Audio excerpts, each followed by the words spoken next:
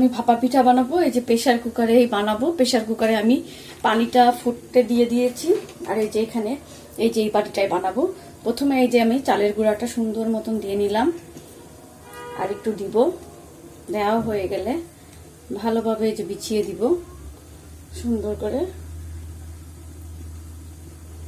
পেঁচানো হয়ে গেলে এর মাঝখানে আমি এই যে গুড়গুলো, ছোট ছোট যে গুড় আমি আগে থেকে কেটে রেখেছি সেইগুলো দিব।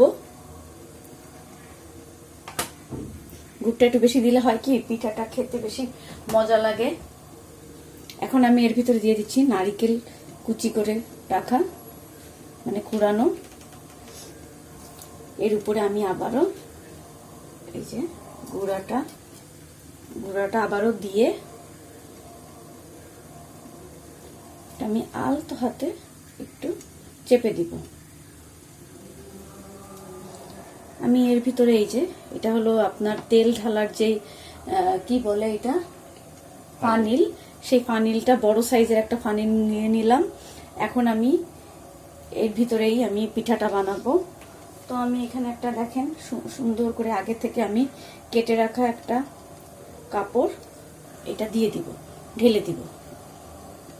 ঢেলে দিয়ে আমি এটা উঠিয়ে নিব আস্তে করে, যেহেতু এটা অনেক গরম, অনেক আস্তে করে উঠিয়ে এটাকে আমি এই যে ঢেকে দিব।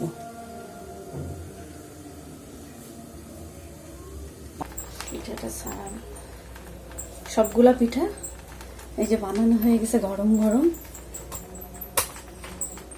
এই যে পিঠাটা একদম ভাঙবেও না, কিচ্ছু না, একদম ধোয়া উঠতেছে। আমার একটু কষ্ট হচ্ছে যদি অনেক গরম পিঠাটা। এই যে আর এইটা আমার লাস্ট পিঠা ওই যে চুলায় হচ্ছে। সবগুলা পিঠা আমার বানানো হয়ে গেছে। তো একটা পিঠা আমি ভেঙে দেখাচ্ছি যে কেমন হয়েছে। এই যে একটা পিঠা সুন্দর করে আমি ভেঙে দেখাচ্ছি।